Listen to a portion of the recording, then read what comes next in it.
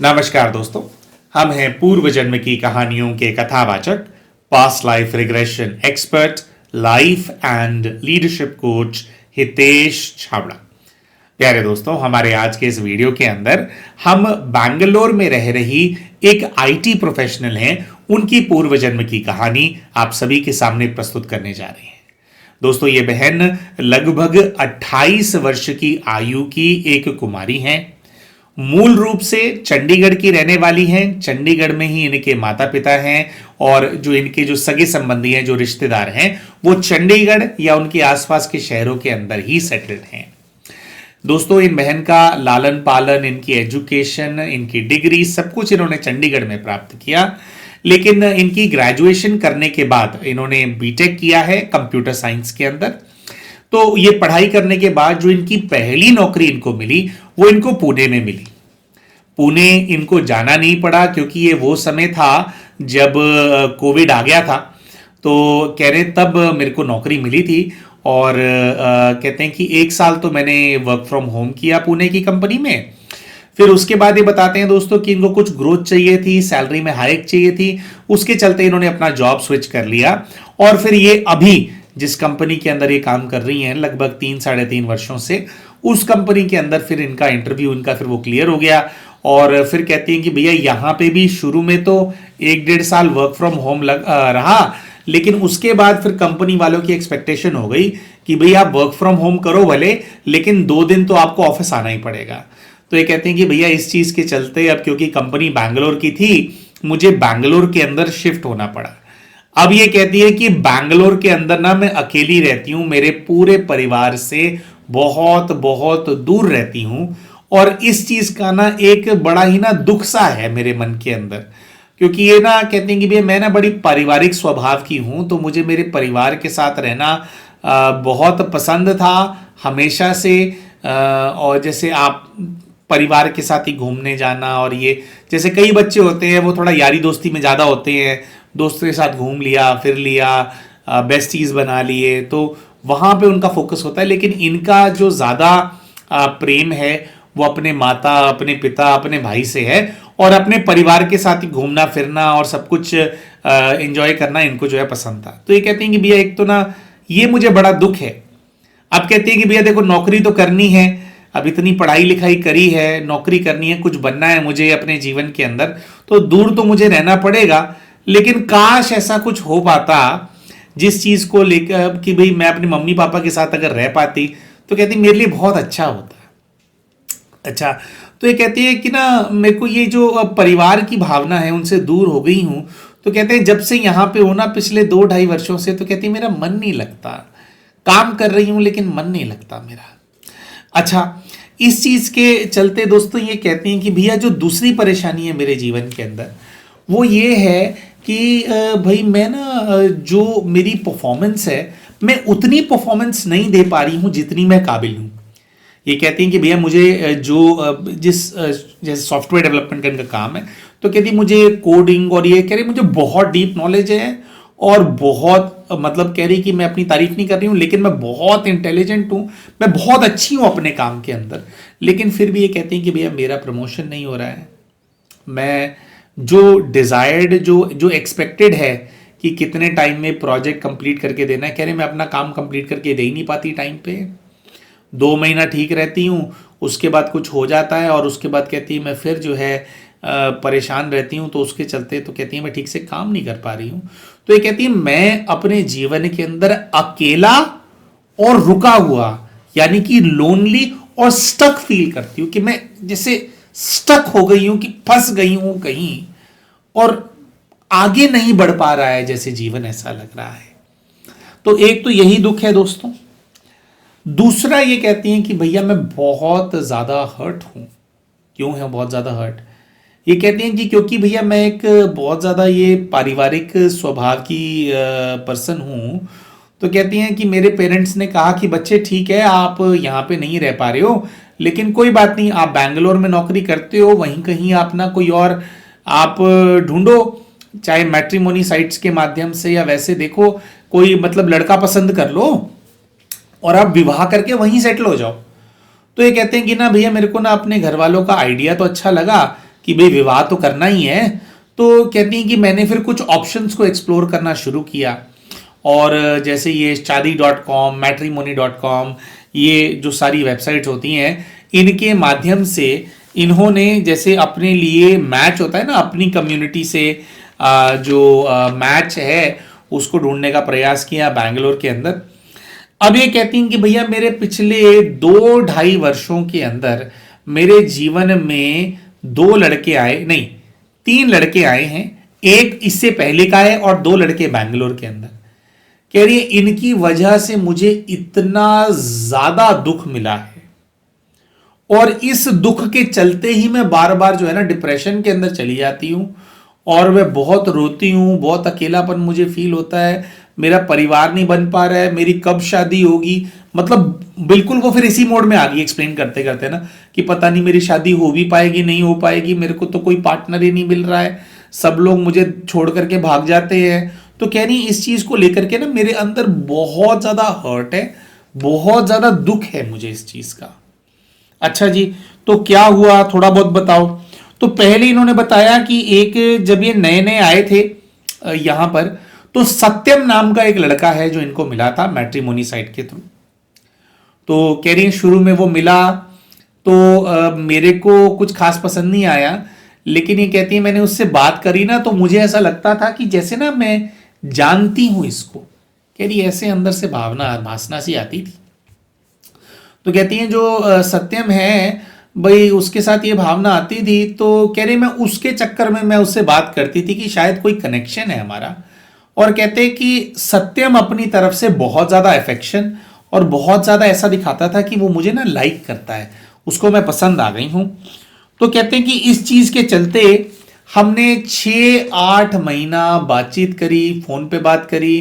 कह रही बाहर हम घूमने भी चले जाते थे, लंच डिनर्स पे भी मिलते थे। और फिर कहते हैं कि मैंने जब उससे बात कही कि भाई ठीक है आप अपने घर वालों से बात करो, तो कहती हैं कि वो ना आनाकानी करने लगा। तो आनाकानी करने लगा, और ये तो कह रही कि फिर थोड़े टाइम में फिर हमारा झगड़ा होने लगा इस बात पे कि भाई क्या तुम श्योर भी हो इस चीज को लेकर के। तो कहती है वो कहता था हाँ मैं श्योर हूं, लेकिन अभी भाई मैं घर वालों को नहीं बता सकता, क्योंकि मैं चेक करना चाहता हूं कि हम कितने कंपैटिबल हैं। तो कहती हैं कि भाई अब कंपैटिबिलिटी भी अभी तक तुम्हारे को पता नहीं लगी। तो कहता है नहीं कि भाई मैं कंपैटिबिलिटी चेक करना चाहता हूं। वो थोड़ा दूसरे तरफ इशारा कर रहा था शायद, जैसे एक वो होता है ना दोस्तों कि भाई ये भी एक नया जो है ना गंदगी चल पड़ी है ना, कि भाई विवाह से पहले जो है हम भाई इंटीमेट होकर के देखेंगे कि भाई हम कंपैटिबल हैं या नहीं। तो इन बहन ने कहा कि भाई ये वाली बात मैंने सुनी ना, मेरे को तो बहुत बुरा लगा और मैं बहुत शॉक्ड हो गई। और कहती है कि जब मैंने इस चीज के अंदर वो प्रतिकार किया और मैंने उसको सिग्नल दिए कि भाई इस सब के अंदर मैं ऐसे इंटरेस्टेड नहीं हूं, मुझे घर बसाना है, और घर बसाने के बाद जो जैसे होता है आगे वो सब ठीक है, लेकिन कह रही जैसे मैंने ये सिग्नल दिए वो गायब हो गया। गायब हो गया, कह रही उसने मुझे गोस्ट करना स्टार्ट कर दिया। गोस्ट होता है कि मतलब फोन्स का रिप्लाई नहीं करना, मैसेजेस का रिप्लाई नहीं करना। अब ये कह रही है कि भैया शुरू में मैं पसंद नहीं करती थी और वो दिखाता था कि वो बहुत अफेक्शनेट है, लेकिन धीरे धीरे करके कह रही है इतने समय मैंने बात किया तो मैं अटैच हो गई। अब कहती है जब मैं अटैच हो गई तो उसने ये वाला रूप दिखाया।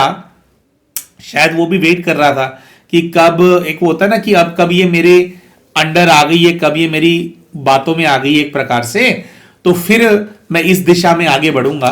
तो कह रही तो ये हुआ। तो कहती कि फिर वो गोस्ट हो गया। और फिर कह रही है मैंने बीच में फिर 1-2 बार बात हुई तो कह रही भाई वो उसने यही बोला कि नहीं यार मेरे को नहीं लगता कि हम कंपैटिबल हैं, हम कंपैटिबल नहीं हो पाएंगे। तो कंपैटिबल करके कह रही ना उसने कभी अपने घर वालों से बात करी कुछ, कह रही और मैंने अपने घर वालों को बता रखा था कि भाई ऐसे ऐसे वो है, हम अभी एक दूसरे को समझ रहे हैं। कह रही मैं अपने घर वालों को हर थोड़े टाइम में अपडेट देती थी कि ऐसे ऐसे लड़का है, उसकी फोटो भी भेज रखी थी। कह रही ये सब था। तो कह रही फिर वो हो गया। तो कह रही मैं बहुत ज़्यादा डिप्रेशन के अंदर चली गई, और ये डिप्रेशन के चलते फिर कहती मेरी परफॉर्मेंस डाउन हो गई। अच्छा, फिर ये कहती हैं कि भैया मैं ना 6 महीने लगे मेरे को वो डिप्रेशन से बाहर निकलने में। तो कह रही हैं कि भाई 6 महीने नहीं, हाँ 6-8 महीने कहती हैं लग गए निकलने के उससे बाहर, डिप्रेशन से। फिर कहती हैं कि फिर कह रही हैं मेरे को तो ये था कि बाहर आई हूँ तो जिंदगी भर उसके बारे में थोड़ी सोचती रहूंगी। सत्यम नाम था पहले वाले लड़के का। तो फिर कहती है कि फिर कह रही है फिर मैंने अपना जो है वो सर्च स्टार्ट किया। तो फिर कहते हैं कि मैट्रिमोनी के थ्रू नहीं, पर कह रही है मेरे को एक दूसरा लड़का मिला शुभम नाम का। तो कहती है अब शुभम के साथ क्या है कि ना शुभम मेरी कंपनी में मुझे मिला था और पहले से काम करता था, शायद ये फिर सेम टीम में आ गए थे। तो कहती हैं कि भाई फिर शुभम और मेरा थोड़ा प्रेम प्रसंग टाइप चलने लगा। और भाई ये भी था कि हाँ भी ठीक है, पर कह रही कोई कमिटमेंट नहीं था। लेकिन फिर कह रही मुझे अचानक से ये बात पता लगी कि शुभम तो अपने नोटिस पीरियड पे था और 30 दिन ही हुए थे उसको मिले हुए, और 30 दिन के बाद जो है उसने अपनी वहां से जॉब से रिजाइन कर दिया और उसने किसी और कंपनी को ज्वाइन कर लिया। ये कहती है अब उसका और मेरा जो फ्रीक्वेंट मिलना था और जो इजीली हम एक दूसरे को समझ रहे थे, ये तो हमारे ऑफिस में ही हो रहा था, बाहर तो हम कहीं जाते ही नहीं थे, ऑफिस में ही मिल लेते थे जब भी हमारे को 2 दिन 3 दिन ऑफिस में जाना होता था। तो कह रही वहीं हमारी मुलाकात हो जाती थी। अब ये कहती हैं कि भैया 1 महीने के अंदर ही जो है उसकी तो रिजाइन हो गया और वो किसी और कंपनी के अंदर चला गया। और कह रही फिर वो किसी और कंपनी के अंदर गया तो हमारी बातचीत होती थी पहले ज्यादा, फिर थोड़ी कम, फिर और कम, धीरे धीरे करके। कह रही वो यही बोलता रहता है कि भाई मैं जो है ना अपने काम में बिजी हूँ। कह रही अभी भी उसका यही है कि वो कहता रहता है कि मैं काम में बिजी हूँ, मैं काम में बिजी हूँ। और इस चीज के चलते फिर ये कहती हैं कि भैया हमारी, मेरे को ये भी वो लग रहा है कि ये डाइसी लग रहा है। तो कह रही मैंने उससे क्लियरली पूछा है तुम क्या सोचते हो। तो वो कहती है कि ये कह रहा है कि मैं ना अभी श्योर नहीं हूं, अभी देखेंगे। और अभी कह रही है वो किसी कोई प्रोजेक्ट आ गया उसके ऊपर, तो उसको रेगुलरली ऑफिस जाना पड़ रहा है। दोस्तों आईटी कंपनीज के अंदर कुछ ऐसा होता है कि जब प्रोजेक्ट नहीं है टीम के पास तो छोटा मोटा काम करते रहते हैं, लेकिन जब कोई प्रोजेक्ट आ जाता है तो एकदम से बहुत ज़्यादा वर्कलोड आ जाता है। तो कह रही है कि अभी उसके पास प्रोजेक्ट है, तो उसने मुझे बोला हुआ है कि भाई अभी जो है 2-3 महीने तो जो है अभी बातचीत का स्कोप नहीं है। तो कह रही है कि फिर अभी भैया मैं लटकी हुई हूँ। तो इनसे भी कहती हैं कि उन्होंने जैसे 30 दिन बाद छोड़ दिया था, लेकिन इनसे भी कहती हैं कि भैया अब साल भर तो हो गया है बात करते हुए, लेकिन अब मतलब धीरे धीरे इंटेंसिटी कम होती गई बातचीत की। और कहती है अब ये कह रहा है कि भाई मेरे को 2 महीने बाद मैं बात करूंगा। कह रही बात ही नहीं करता, हफ्ते में मुश्किल से एक बार हाय हेलो होती है।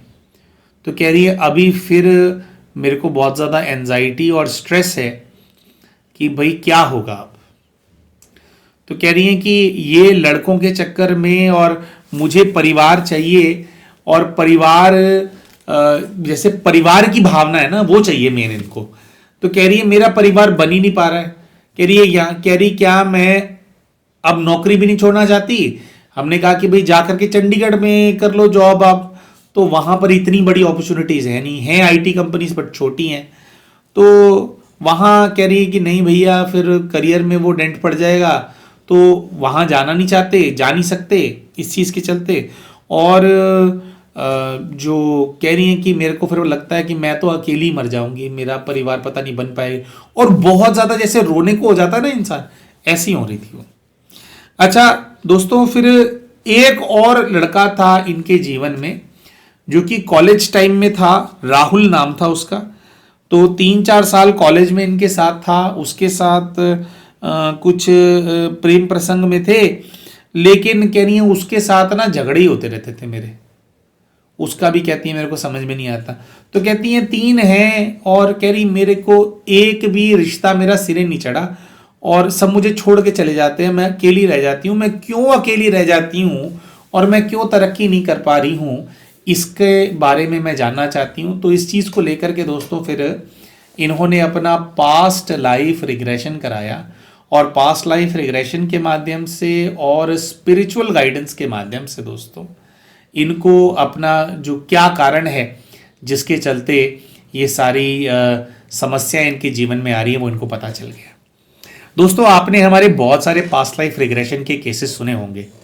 आपसे हम अनुरोध करते हैं कि आपके सामने जो हमने अभी तक इनका केस प्रस्तुत किया, थोड़ा सा आप इस वीडियो को पॉज करें, इसको अपने माइंड में चर्न करें और आप कमेंट करके हमारे को बताएं आपको क्या लगता है, क्यों इनका रिश्ता नहीं सिरे चढ़ पा रहा, इसका क्या कारण होगा, क्या कार्मिक अकाउंट होगा, ये आप बताइए। क्या इन्हीं लोगों से कार्मिक अकाउंट होगा या कुछ और हो सकता है? क्या एनर्जी का कोई प्रॉब्लम हो सकता है? जितनी कहानी हमने आपको अभी तक बताई, आपको क्या लगता है क्या कारण है जिसकी वजह से इनका घर नहीं बस पा रहा? जो ये परिवार प्राप्त करना चाहती हैं वो क्यों प्राप्त नहीं कर पा रही हैं? आपको क्या लगता है क्या निकल करके आएगा इनकी पास्ट लाइफ के अंदर?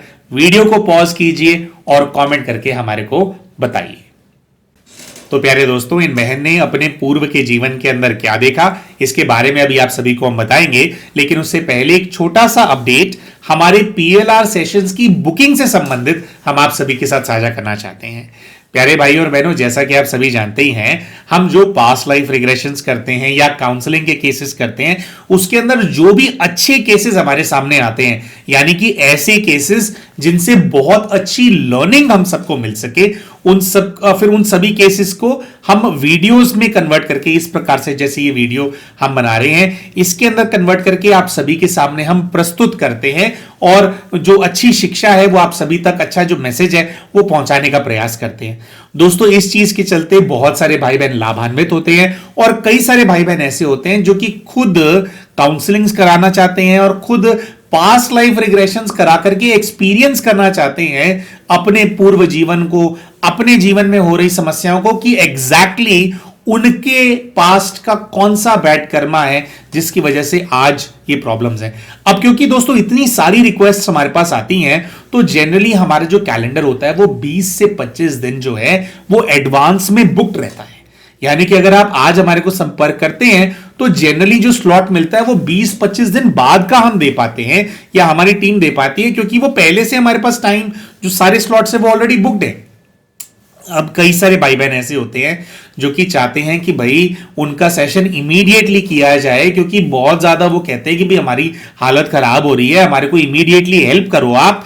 लेकिन ये हम नहीं कर पाते हैं क्योंकि पहले से हमने किसी और को टाइम दिया हुआ है, तो उनका टाइम हटा करके आपको टाइम कैसे दे पाएंगे। दोस्तों, इस चीज को सॉल्व करने के लिए हमने, आपको याद होगा, पास्ट लाइफ रिग्रेशन का कोर्स है, उसका फर्स्ट बैच हमने दिसंबर के पहले वीक के अंदर ट्रेन करना शुरू किया था, जिसके अंदर लगभग 16 क्लासेस के अंदर पास्ट लाइफ रिग्रेशन की ये जो विद्या है, इसकी इन डेप्थ नॉलेज सबको प्रदान की गई। कई सारे स्टेजेस होते हैं, 5 अलग अलग स्टेजेस होते हैं, एक एक स्टेज को अच्छे से समझाया। तो पहले थियोरेटिकल नॉलेज दी जाती है, फिर लाइव सेशंस जो रिकॉर्डेड होते हैं उनकी रिकॉर्डिंग के साथ साथ कई सारे डिस्कशंस होते हैं। फिर उसके बाद दोस्तों अंत में जब 12 क्लासेस हो जाती हैं तो अंत की जो 4 क्लासेस होती हैं दोस्तों, वो प्रैक्टिस के ऊपर डिस्कशन करने के लिए होती है। मतलब लास्ट के अंदर क्या होता है कि फिर उनको बहुत सारे केसेस दिए जाते हैं जिसके अंदर ये सभी भाई बहन जो हैं वो प्रैक्टिस करते हैं। दोस्तों, आप सभी को ये बताते हुए हमारे को खुशी हो रही है कि हमारे पहले वाला बैच है उसकी 15 क्लासेस कंप्लीट हो चुकी हैं और हर एक स्टूडेंट जो है वो कई सारे पास्ट लाइफ रिग्रेशन कर चुका है और 80 to 90% स्टूडेंट्स ऐसे हैं दोस्तों जिन्होंने पास्ट लाइफ रिग्रेशंस किए हैं और 90% to 100% सक्सेस रेट जो है हमारे स्टूडेंट्स को उनके पास्ट लाइफ रिग्रेशंस के अंदर मिल रहा है। तो प्यारे भाइयों और बहनों, होने क्या वाला है, हमारा ये जो पूरा ग्रुप है लगभग 20 स्टूडेंट्स हैं जिनको हमने ट्रेन किया है। इनके अंदर से 5 से 6 जो स्टार परफॉर्मर्स हैं उनको हम अपनी टीम के अंदर शामिल करने वाले हैं। तो अब होगा क्या, अगर आप पास्ट लाइफ रिग्रेशन कराने के लिए हमें संपर्क करेंगे तो आपके पास चॉइस होगी कि आपको अगर हमसे ही वो सेशन करवाना है और 1 महीना बाद और ये सब आपको चलता है तो आप करवा सकते हैं, और अगर आपको इमीडिएटली आप चाहते हैं कि नहीं हमारे को रिलीफ मिले, हमारे को तो इमीडिएटली कराना है, तो हमारे ही द्वारा ट्रेन किए हुए जो स्टूडेंट्स हैं वो आपके पास्ट लाइफ रिग्रेशन करने में आपकी सहायता करेंगे। दोस्तों, हालांकि स्टूडेंट्स बहुत अच्छा रिजल्ट दे रहे हैं, लेकिन क्योंकि कुछ एप्रीहेंशन होते हैं कि सर आपका स्टूडेंट है तो भाई कैसे होगा, हालांकि जो सभी स्टूडेंट्स हैं आपका पीएलआर करने से पहले 20 से 25 पीएलआर्स फिजिकल सेशंस और ऑनलाइन सेशंस मिलाकर के हमारे इन सभी स्टूडेंट्स ने कंप्लीट किए हुए होंगे, ये हम आपको एश्योरेंस देते हैं। लेकिन उसके बाद भी कुछ एप्रीहेंशन होते हैं कि हितेश भाई नहीं कर रहे हैं, उनके स्टूडेंट कर रहे हैं, तो हमारे स्टूडेंट से जो लोग भी अपने पीएलआर्स कराएंगे तो उनको 2 बेनिफिट्स इसमें ऑफर होने वाले हैं। एक तो जो पीएलआर के टाइम और जो डेट्स हैं वो आपके लिए इमीडिएटली अवेलेबल हो जाएंगे, क्योंकि भाई कई सारे लोग हैं करने वाले, तो इमीडिएटली आपको सेशन करने का आपको मौका मिल जाएगा। और दूसरा, अगर आप हमारे स्टूडेंट से पीएलआर कराएंगे और उनके पीएलआर के अंदर एक बारी में सक्सेस नहीं होता है, अगर एक बारी में सक्सेस नहीं होता है तो आपको दूसरा जो सेशन है हमारे वही स्टूडेंट कॉम्प्लीमेंट्री देंगे। यानी कि एक सेशन अगर एक बारी में नहीं हुआ तो हमारा स्टूडेंट दोबारा आपका वो वाला जो सेशन है उसको फ्री ऑफ कॉस्ट करेंगे, तो उसके लिए फिर आपको दोबारा टाइम दिया जाएगा कुछ प्रैक्टिसेस वगैरह के साथ। तो दोस्तों ये अपडेट था, लेकिन ये जो सेशंस हैं इनकी जो बुकिंग है फरवरी के महीने में शुरू होने वाली है। फरवरी के महीने में हमारे जो स्टूडेंट्स हैं वो ये सेशंस लेने के लिए तब तक जो है रेडी हो जाएंगे। और जैसे कि हमने बताया कि उनको भी इनफ पीएलआर्स करने, काफी सारे कर चुके हैं लेकिन अभी भी और 10-12 पीएलआर्स जो है उनसे करवाए जाएंगे पहले प्रैक्टिस के अंदर, उसके बाद फिर जो है आपकी सेवा के अंदर ये जो टीम है वो जल्द ही फिर उसके बाद उपस्थित हो जाएगी। तो आइए दोस्तों अब बात करते हैं कि ये बहन जब अपने पूर्व के जीवन गई तो इन्होंने क्या देखा। हम आशा करते हैं कि अभी तक आपने अपने जो आपके गेसेस हैं, आपको जो लगता है उसको आपने कमेंट्स के अंदर पोस्ट कर दिया होगा। तो आइए देखते हैं कि आपने क्या गेस किया और असली में क्या कहानी निकल करके आई और कौन सा इनका बैड कर्मा है जो कि इनको दुख दे रहा है। तो दोस्तों अपने पूर्व के जीवन का जो पहला दृश्य ये देखनी है, आप जानते हैं कि ऊपर देखने के लिए कहा जाता है, तो इनको छत नजर आती है एक, और जो छत नजर आती है दोस्तों वो एक महल की छत है, जिसके अंदर ये बोलते हैं कि भाई महल भी कैसा है, गोल्डन छत वाला, गोल्ड की छत बनी हुई है, या एटलीस्ट गोल्ड पेंट तो हो रखा है, क्योंकि मुझे गोल्डन गोल्डन नजर आ रहा है सब ऊपर। अच्छा, तो कहते हैं कि डोम शेप की बनी हुई है छत, जैसे राजाओं के महल में होती है। नीचे की तरफ देखते हैं तो कहते हैं मुझे नीचे बहुत ही स्मूथ सरफेस पे मैं खड़ी हूं, कहती है येलो व्हाइटिश टाइप की टाइल्स टाइप है, टाइल या मार्बल है, येलो व्हाइटिश टाइप की, जो मेरे पैर के नीचे मुझे फील हो रही है।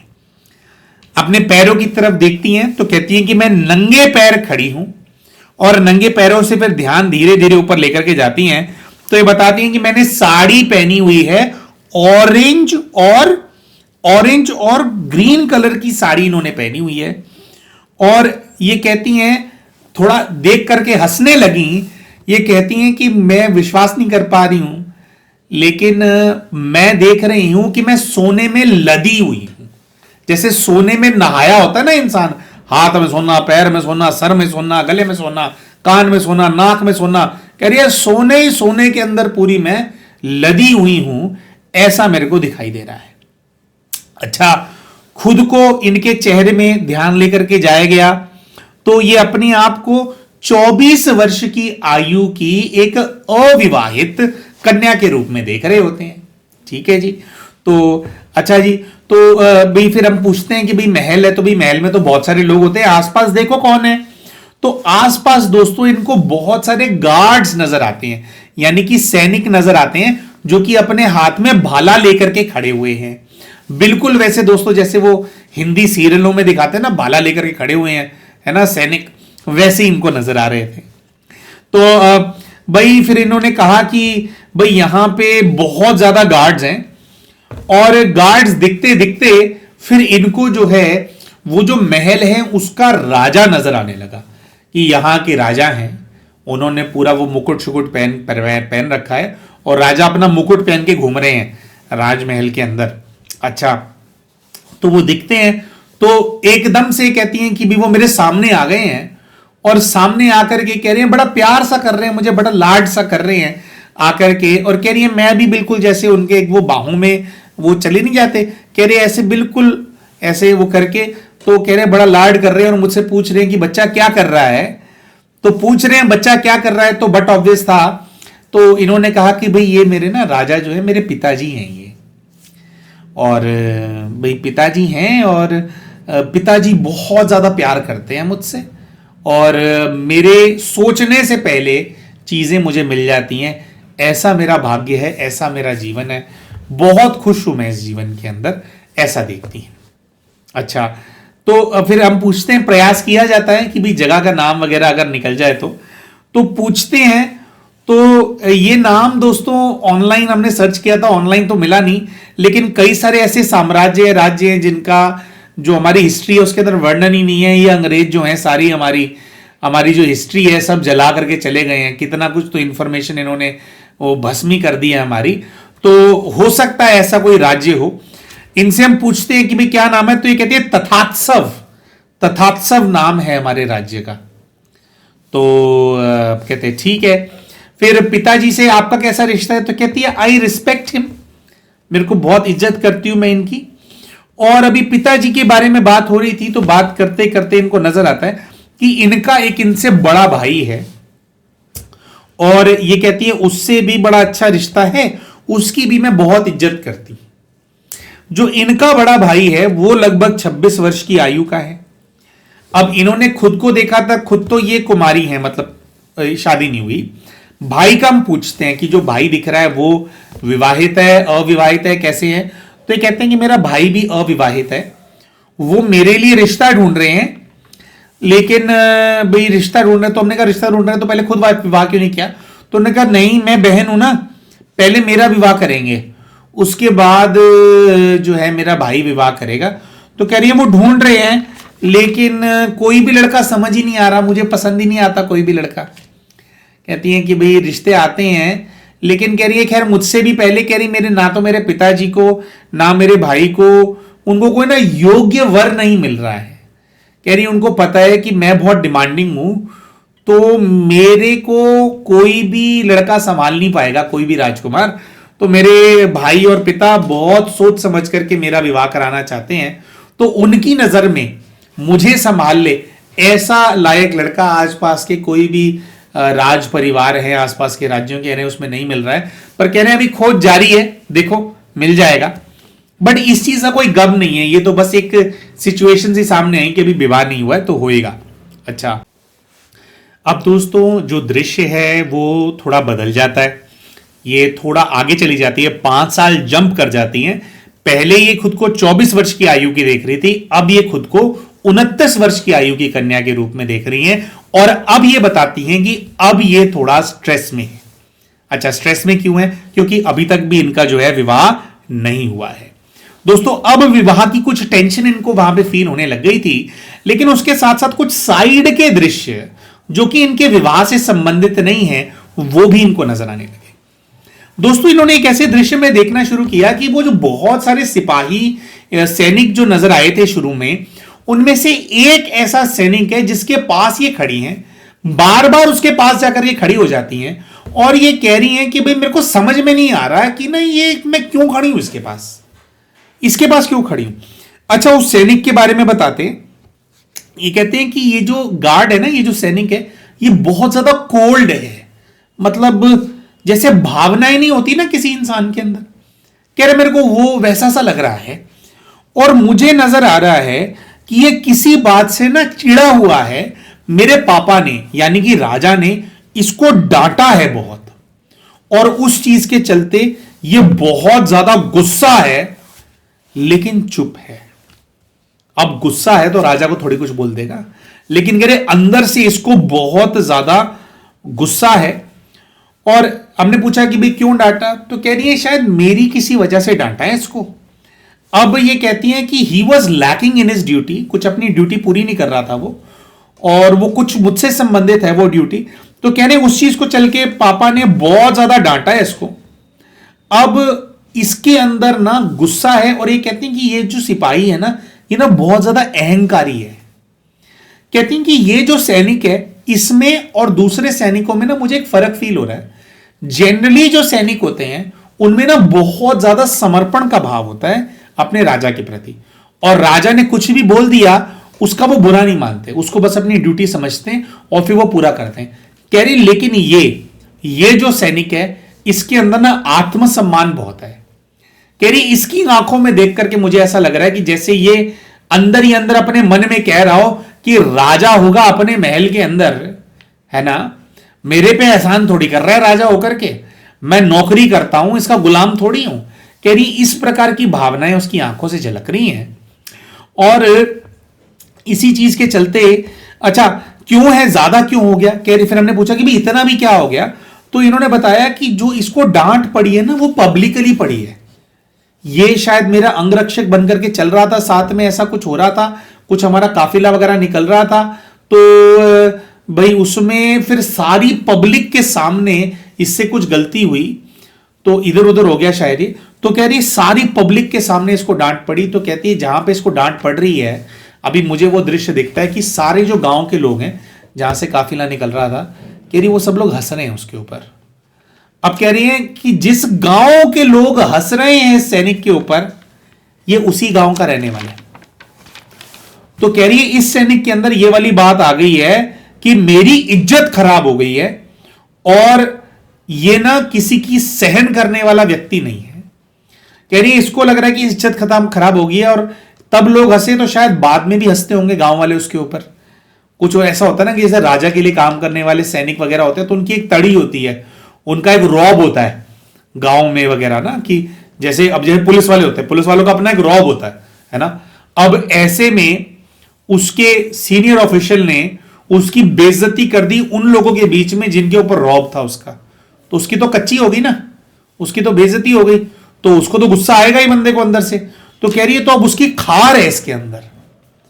तो हमने पूछा कि भाई इसने क्या है, तो ये कहती है ना बदला लेगा ये आगे चल करके, लेकिन ये कहती है कि मुझे फीलिंग आई कि जैसे ये ना कोई बदला लेना चाहता था पर ले नहीं पाया। ये कुछ चीजों को डिसरिगार्ड कर देता था, जिद्दी बच्चा बन गया था। जैसे जिद्दी नहीं हो जाते लोग कि अब तो ऐसे की तैसे, अब तो मैं बिल्कुल नहीं करूंगा, तू कर, मैं तेरा काम उल्टा ही करूंगा, काम भी करूंगा तेरे लिए और काम तेरा उल्टा भी करूंगा। कह रही वैसे रहा ये, लेकिन ना कुछ बड़ा रिवेंज नहीं ले पाया और इसकी रिवेंजफुल फीलिंग रही है पूरे जीवन भर, और उसी के साथ फिर ये मर गया। तो अच्छा, तो ये है, तो एक तो ये सैनिक का दृश्य नजर आया इनको। फिर दोस्तों एक और कैरेक्टर इनको नजर आता है जो कि इनके राजमहल के अंदर मंत्री है।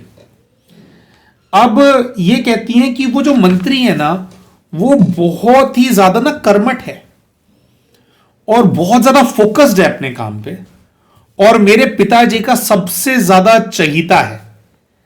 और कहती हैं कि ये बड़े पद पे है, लेकिन इतने बड़े पद पे इसने ज्वाइन नहीं किया था, राजसी सेवाओं के अंदर इसने छोटे पद पे ज्वाइन किया था, लेकिन क्योंकि ये इतना इंटेलिजेंट है, कह रही है छुट्टी भी नहीं लेता, घर भी नहीं जाता, अपने यहीं पड़ा रहता है हमारे राजमहल में, जागता ही नहीं, पता नहीं कहां है इसके परिवार वाले कौन है, ये कह रही है अकेला ही रहता है यहां पे। और कहती है कि इतना ज्यादा कर्मठ है ये कि इसके ये गुणों को देख करके इसका कई बार प्रमोशन हुआ है, और अभी मंत्रियों में, मतलब जैसे प्रॉपर कैबिनेट होती है राजा की भी, तो कह रहे हैं उच्च स्तर का मंत्री है ये कोई, और भी कर रहा है। अच्छा, कह रही ये अच्छी स्ट्रैटेजीज बनाता है और सिक्योरिटी से जुड़ी हुई स्ट्रैटेजीज ही हैं इसकी। ये कहती हैं कि मुझे ना ये पसंद है, लेकिन I am unable to occupy space in his mind. मतलब कह रही है मैं इसके आसपास जाती हूं, आसपास घूमती हूं, लेकिन वो मेरे पे बिल्कुल ध्यान नहीं देता क्योंकि उसको बहुत फोकस है अपने काम के ऊपर। अच्छा, तो उसकी इन सब चीजों के अंदर पसंद नहीं है, उसको अपने काम से मतलब है। फिर हम पूछते हैं कि भैया भी आगे जाके देखो भी शादीशुदी हुई फिर या नहीं हुई, अभी 29 साल के हो। तो जैसे हमने बोला दोस्तों, तो इन्होंने देखा कि इनका विवाह हो रहा है और इनका विवाह उसी मंत्री के साथ हो रहा है। अब ये कैसे संभव हो गया ये नहीं पता। विवाह के अंदर सब लोग राजी हैं, इनके माता पिता भी राजी हैं, वो मंत्री है उसके भी माता पिता आए हुए हैं, और ये कह रही हैं कि भी उसके जो माता पिता हैं वो हमारे सामंत राजा हैं, मतलब मेरे पिता बड़े राजा हैं, उसके अंदर छोटे जो राजा होते हैं पिता के अंडर ही आता है उनका राज्य, कह रही वो वाले राजा हैं। कह रही लेकिन मेरे पिता तो पहले तो बिल्कुल भी नहीं थे इस चीज के फेवर में कि भाई छोटे घराने में शादी करेंगे, कह रही लेकिन शायद ऐसा है कि इसकी काबिलियत देख करके मेरे परिवार वाले इतने इंप्रेस्ड हैं कि अपने सामंत राजा के घर में उन्होंने अपनी पुत्री का विवाह कर दिया। तो इनको ऐसा नजर आता है और ये इनके इस पूर्व के जीवन का अंतिम दृश्य होता है। इसके बाद जो है इनके स्पिरिट गाइड के पास जो है इनको लेकर के जाया जाता है। दोस्तों अब हम आपको बताने वाले हैं कि जो कैरेक्टर्स इनके सामने आए, वो सैनिक, ये मंत्री जिससे शादी हुई, पिता, भाई, इनके जीवन में कौन है ये लोग। आप वीडियो पॉज कीजिए और आप गेस कीजिए, आप कमेंट करके बताइए आपको क्या लगता है कि कौन मंत्री है, कौन सैनिक है, कौन राजा है और कौन भाई। आपको क्या लगता है? तो वीडियो पॉज करें और अपने जवाब अंकित करें। ठीक है, तो अंकित हमने बोल दिया। अंकित तो मतलब क्लिक करना होता है, मार्क करना होता है, लेकिन बेसिकली आपने, मैं आशा करता हूं आपने अपने जवाब कमेंट बॉक्स के अंदर डाल ही दिए होंगे। तो अब हम आपको बताते हैं कि कौन से कैरेक्टर कौन थे। दोस्तों इनको पूर्व के जीवन में जो राजा नजर आए वो इनके इस जीवन के अपने पिता ही हैं। मतलब इस जीवन में जो पिता हैं वो ही पूर्व जीवन के पिता हैं। पूर्व के जीवन में जो भाई नजर आया, वो जो पूर्व के जीवन में भाई है वो इस जीवन में भाई है।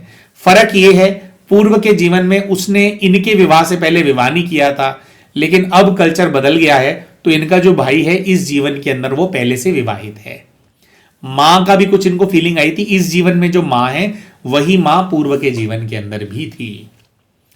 तो परिवार बहुत ज्यादा प्यार करने वाला था इनको, बहुत ज्यादा इनके प्रति समर्पित था। इनके पिता, इनके भाई, शायद इसी वजह से इनके इस जीवन के अंदर जो हमने बताया ना कि इनको और किसी में इंटरेस्ट ही नहीं है, अपने परिवार के अंदर ही घूमना फिरना, समय बिताना, इस चीज को लेकर के हमेशा बहुत खुश रही है, क्योंकि पुराना इनका मधुर संबंध चलता आ रहा है इन आत्माओं का आपस में। अच्छा, अब दोस्तों जो सैनिक नजर आया था, गेस कर लिया कौन है सैनिक? सोचो।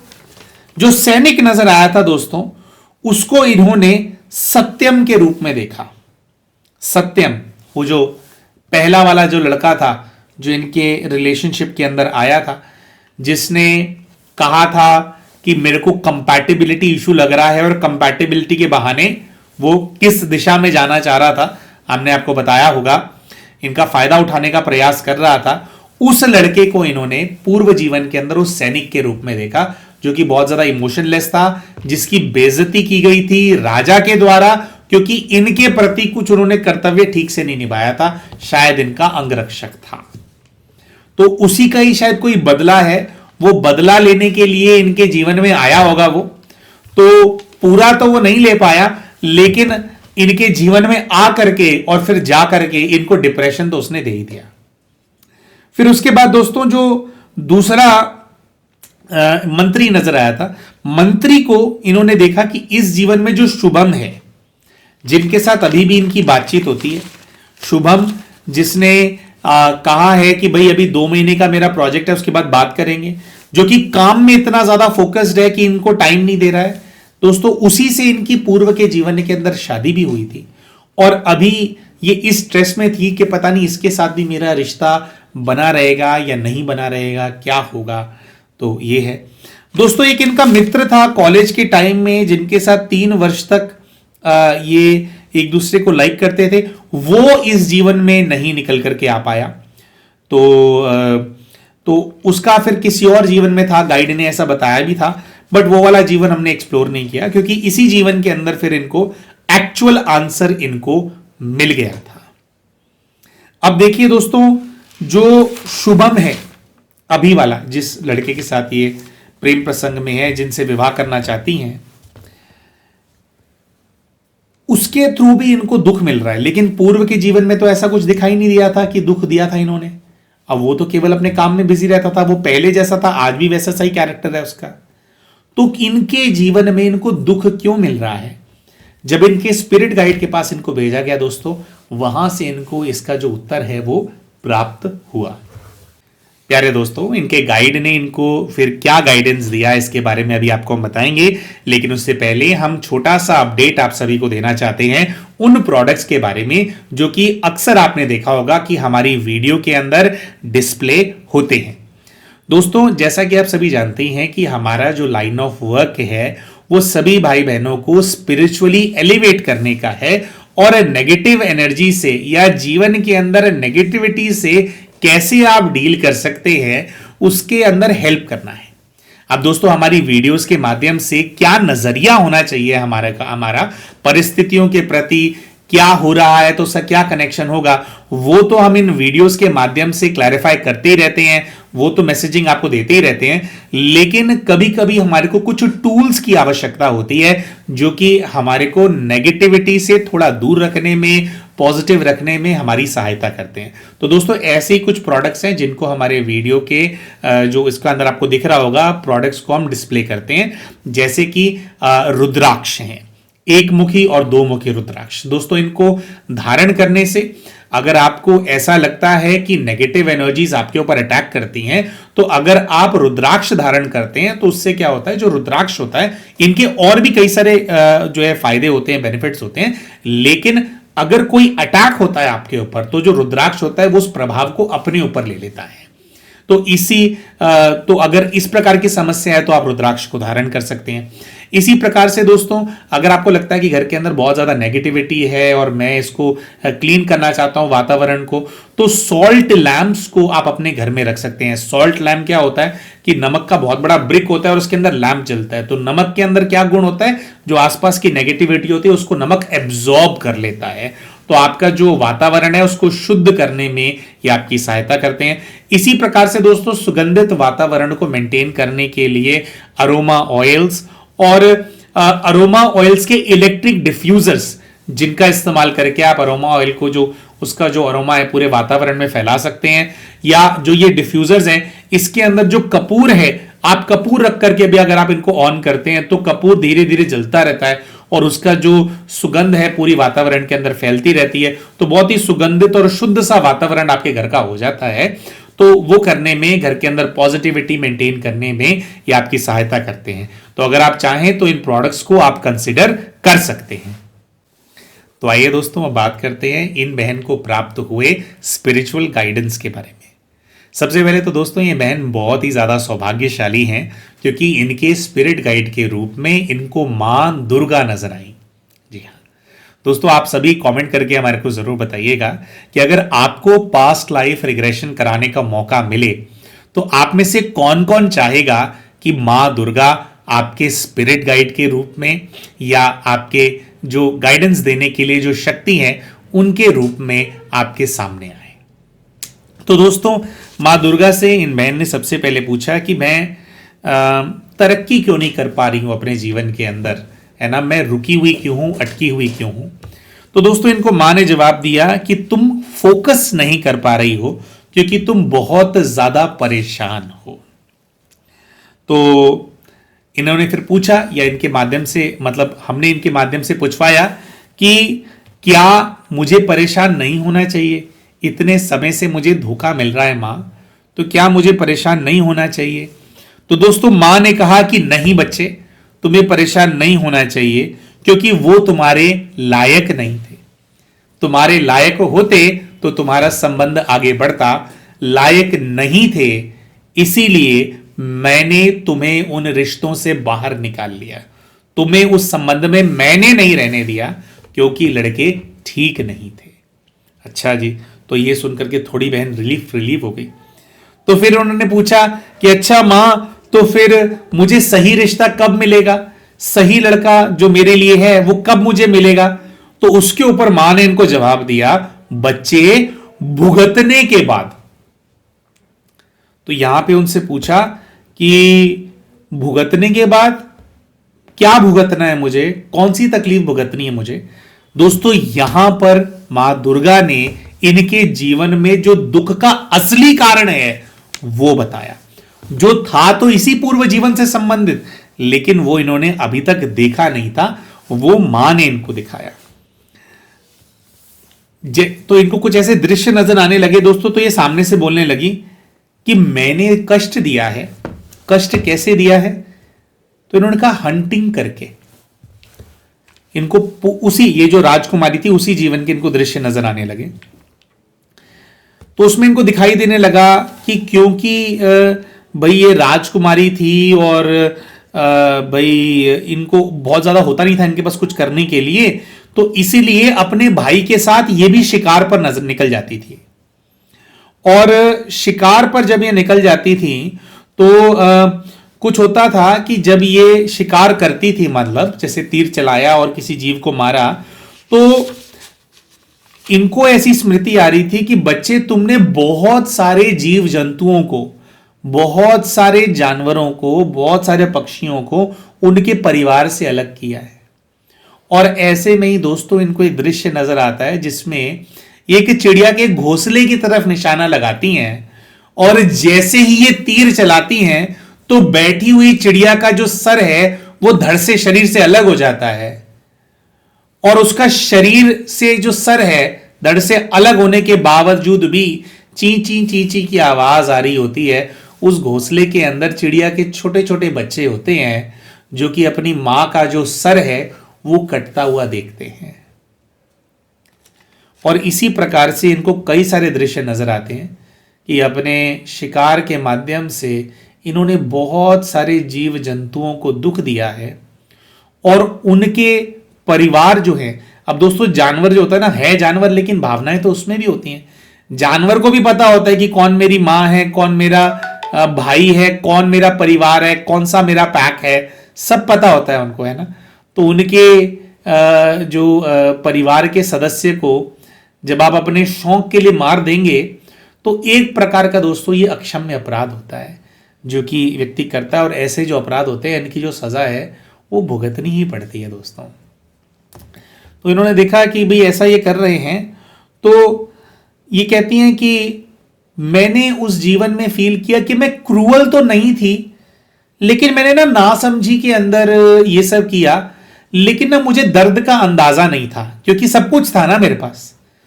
तो इनको ये रियलाइजेशन होता है कि इनके इस जीवन के अंदर ऐसी परिस्थितियां इनको इसलिए बनी इनके जीवन के अंदर ताकि इनको भी अंदाजा हो दूसरों के दर्द का, कि दर्द कैसा होता है, परिवार से अलग होने पे कैसा दुख होता है, जब आपसे कोई बिछड़ जाए आपका अपना, जैसे ये अपना समझ रहे हैं ना इनको जो प्रेम प्रसंग में आ रहे हैं, लेकिन बिछड़ रहे हैं तो उसका दुख होता है ना। तो ये जो दुख है ये इनको एक्सपीरियंस करना था। तो एक बहुत लंबे समय से ये इस दुख को एक्सपीरियंस कर रही है, पहले इनको अंदाजा नहीं था। तो इस जीवन में ये दुख आया तो बिछड़ना क्या होता है इसका अंदाजा आया। तो मां ने कहा कि किसी निर्दोष को दुख नहीं पहुंचाना चाहिए, तुमने ये किया तो इस अपराध के फलस्वरूप तुम तुम ज्यादा दुखी हो। मतलब ऐसा होता है दोस्तों, जैसे इनकी जो परिस्थिति है, भाई रिलेशनशिप्स होते हैं, ब्रेकअप हो जाता है ना, कईयों का हो जाता है, लेकिन जनरली लोग ना इतने ज्यादा ट्रॉमा में, इतने ज्यादा दुख में कि सारा जीवन उनका खराब हो गया, होता है कुछ समय के लिए फिर रिकवर कर लेते हैं वो, लेकिन इस दुख में डूबे ही रहे, ऐसा बहुत कम केसेस के अंदर होता है दोस्तों। तो वैसा इनका केस था। तो मां ने इनको समझाया कि बच्चे इन लोगों से तो छोटा मोटा हिसाब किताब है तुम्हारा, इन्होंने तो उतना ही किया अपना छोटा मोटा हिसाब किताब, लेकिन तुम्हें इतना ज्यादा दुख इसलिए हो रहा है, इतने ज्यादा तुम वल्नरेबल हो क्योंकि ये जो सारे जीव जंतुओं की तुमने हत्या की है, इनकी हत्याएं की है, उनकी बद्दुआएं तुम्हारे साथ चल रही हैं, उसकी बैड एनर्जी तुम्हारे साथ चल रही है। तो दोस्तों देखते देखते इनको दृश्य में वो जो जानवरों की हत्याएं हुई, जिनके परिवारों से अलग हुए, उनके आंसू इनको नजर आ रहे थे, उनके आंसू। तो बहुत ज्यादा डीप रियलाइजेशन हुआ दोस्तों। ये ट्रांस के अंदर ही थी, तो ट्रांस के अंदर ना इन्होंने अपना सर पकड़ लिया कि मुझे कुछ समझ नहीं आ रहा, मुझे कुछ समझ नहीं आ रहा। There is so much justification, यहाँ पर तो सबका जस्टिफिकेशन है ना, सब पढ़े लिखे लोग कंपनियों में काम करते हैं। तो हमने कहा क्या बात बोलने लग गए भाई अचानक से, क्या हो गया, अभी तो बात कर रहे थे, सर क्यों पकड़ लिया। तो इन्होंने कहा कि नहीं, हमारे यहाँ पे तो एक्सप्लेन किया जाता है कि भाई जो है कि भाई नॉनवेज खाना is okay, it is just food. कह रही मुझे समझ में नहीं आ रहा है। तो हमने इनसे पूछा कि आप नॉन वेजिटेरियन हो, तो इन्होंने बोला हाँ। ट्रांस में ही थी, उसी में जवाब दिया, क्योंकि हमसे भी बात हो रही होती है और वहां के दृश्य भी दिख रहे होते हैं। तो नॉन वेजिटेरियन हो, तो मां जैसी इन्होंने वाली बात बोली कि मैं नॉन वेजिटेरियन हूं, तो मां ने इनको कहा कि बच्चे, अब तक जो पाप किया वो किया, अब तो पाप करना बंद कर दो, जीव हत्या करनी बंद कर दो। तो ये उन्होंने बोला, और मां ने बोला कि बच्चे, तुम दिल से बहुत अच्छी हो लेकिन ना समझ हो, और तुम समझ नहीं पा रही हो कि तुम एक प्रकार का अक्षम्य अपराध करती आई हो, पहले भी किया था, अभी भी कर रही हो, तो और पाप करना बंद कर दो, तो सब कुछ ठीक होना शुरू हो जाएगा। दोस्तों, इसी मैसेज के साथ जो मां है उन्होंने इनसे विदा ले ली और इनको जाने की आज्ञा दी। दोस्तों, ये फिर नीचे उतर आई। अच्छा, एक और बात हुई थी, मां ने इनसे कहा था कि तुम ऊंची स्टेज प्राप्त करना चाहती हो, तुम साधना करना चाहती हो, लेकिन ऊंची स्टेज प्राप्त करने के लिए ऊंची भरपाई भी करनी पड़ती है, ठीक है। और जो दर्द हम देते हैं वो दर्द घूम करके हमारे पास वापस जरूर आता है किसी ना किसी रूप। और फिर दोस्तों, उसके बाद ये बहन जो है वो जागृत होगी। छोटा सा डिस्कशन इनसे हमारा भी हुआ था, उसके बारे में भी आपको बताएंगे। दोस्तों, कैसा अलग सा केस था ना ये। आप सभी ने, हम इसीलिए हमने बोला भी था कि कमेंट करो, क्योंकि आप सभी ने ऐसा एक्सपेक्ट किया होगा कि भाई जो लोग इनको धोखा दे रहे हैं उनको इन्होंने धोखे दिए होंगे और ये सब कुछ हुआ होगा इनकी पास्ट लाइफ में, इसलिए इतने ज्यादा दुखी हैं, because of the relationship trouble. लेकिन दोस्तों, कैसे अलग सी ही चीज निकल करके सामने आ गई ना, है ना। तो कई बार होता है सामने से दिख कुछ रहा होता है और कारण कुछ और ही होता है, दुख का कारण कुछ और ही होता है। तो कैसे इनके पाप इनका पीछा कर रहे हैं, जिसकी वजह से वल्नरेबल हो गई हैं, बहुत ज़्यादा सेंसिटिव हो गई हैं, बहुत ज़्यादा। जो चीज़ 10 बार होने पे इंसान दुखी होता है, वो चीज़ अगर इनके साथ एक बार ही हो जाए तो उसमें बहुत ज़्यादा दुख के अंदर चली जाती हैं। क्यों? क्योंकि जीव हत्या के पाप हैं इनके साथ।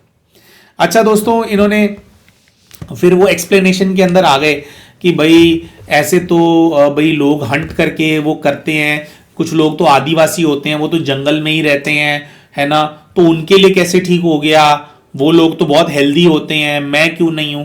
तो दोस्तों देखिए, ऐसा होता है, जो जंगल में आदिवासी अगर कोई रहता है, ये इन बहन ने पूछा था डिस्कशन में, तो हमने एक्सप्लेन किया, जो जंगल में आदिवासी अगर कोई जंगल में रह रहा है, उसकी जंगल की लाइफ है ना, वहां पर लाइफ ऐसी होती है कि हम मारेंगे और मरेंगे, वो उसी सिस्टम का हिस्सा है, वहीं रहते हैं, वहीं जीते हैं, वहीं मरते हैं, जैसे पशु एक दूसरे को मार काट के खा रहे होते हैं। और मतलब जब आप बिना छोटी मोटी सुविधा भी नहीं है आपके साथ, तो आप जंगल में पशु समान जीवन जी रहे हैं एक प्रकार से, है ना। तो उनका हिसाब भी हो रहा है, लेकिन अलग प्रकार से चल रहा है, वो मार रहे हैं और मर भी रहे हैं, ठीक है। फिर दोस्तों, एक चीज होती है, जरूरत के लिए आपको कोई चीज करनी पड़ी, आपकी मजबूरी है, अभी आप फंस गए हो कहीं पे, है ना, मजबूरी है ना। जैसे एक किस्सा है जीसस क्राइस्ट का, है ना, कि किसी वो स्थान पे थे, तो उनके वहां पे बहुत भुखमरी फैली हुई थी, उनके अनुयायी थे, कुछ था नहीं खाने के लिए, तो वो समंदर किनारे थे, समंदर में ज्वार भाटा आ गया और मृत मछलियां जो हैं, जो पहले से मरी हुई थी, वो जो है समुद्र किनारे आ गई, है ना। तो क्योंकि सब भूख से बेहाल थे और वो समुद्र से बाहर आ गई थी, तो उन्होंने अपने अनुयायियों को अलाउ कर दिया कि कोई नहीं, ये तो आपको प्रकृति ने दिया है, तो अभी अपनी भूख मिटाने के लिए आप इनका सेवन कर सकते हैं, मैं जिम्मेवार हूं तुम्हारे पाप का, अगर ऐसा होता है तो। दोस्तों, उस चीज को कैसे, अब मनुष्य कैसे, कोई संदेश होता है, कैसे उसको घुमा करके तोड़ मरोड़ करके अपने उसमें यूज कर लेता है। तो अब लोग कैसे यूज करते हैं, जो फॉलो करते हैं, क्योंकि कुछ लोगों ने हमारे को इस चीज का एग्जाम्पल दिया है कि भाई हमारे को तो अलाउड है। तो दोस्तों, वहां पर क्या है, वो ऑलरेडी मृत थे और वो आ गए थे, है ना, तो उसको अलाउ किया गया था। तो अभी क्या करते हैं लोग, कहते हैं कि भाई लेकिन अगर हम चिकन खा रहे हैं या मटन खा रहे हैं, तो हमने थोड़ी मारा है उसको, मेरे पास तो जब वो थाली में आया तो वो पहले से मरा हुआ था। तो दोस्तों, इसको बोलते हैं अर्थ का अनर्थ कर देना। एक कोई चीज है, वो पहले से प्राणहीन थी और किसी मजबूरी में आपने खा लिया वो बात में, और अपने शौक के लिए एक सिस्टम को हम लोगों ने रेडी कर दिया कि हम पैसा देते हैं, दुकानें चलती हैं और उसके चलते जीव जंतुओं को एक्सेसिव ब्रीडिंग करके पैदा किया जाता है, फिर उनको पिंजरों में रखा जाता है जिसमें वो डरते हैं, कैद रहते हैं, पैनिक में रहते हैं, घबराते रहते हैं, फिर उनकी हत्या कर दी जाती है, फिर मिर्च मसाले लगा करके हमारे सामने प्रस्तुत कर दिया जाता है। दोस्तों, अपने शौक के लिए, है ना, जीव जंतुओं को पैदा करवा करके मारना, उनको कैप्टिव रखना, इसमें और वो जो किस्सा हुआ था उसके अंदर जमीन आसमान का फर्क है। यहां पहली बात तो जरूरत है ही नहीं, यहां जरूरत नहीं है, यहां शौक है, यहां स्वाद है, उसके लिए किसी की निर्मम हत्या की जा रही है। तो ये अक्षम्य अपराध है। हो सकता है आप में से कुछ भाई बहन ऐसे हों जो हमारे से वाकफियत ना रखें इसके ऊपर, है ना, आप कहें कि नहीं हम नहीं मानते, तो वो आपका वो है। लेकिन दोस्तों, ये कर्म हम करेंगे तो घूम करके तो हमारे सामने आएगा ही। एक और प्रश्न है दोस्तों, वो इन बहन ने पूछा था, उसके ऊपर हम अलग सी वीडियो बनाएंगे। उन्होंने पूछा था कि फिर ये जो लोग इतना ज्यादा ये खाते हैं, इनको तो कुछ नहीं होता, इतना ज्यादा हो रहा है, दूसरों को नहीं हो रहा, मेरे को क्यों हो रहा है ना, कि वो गलत काम कर रहे हैं, उनके साथ नहीं हो रहा लेकिन मेरे को इंपैक्ट हो रहा है, ऐसा क्यों?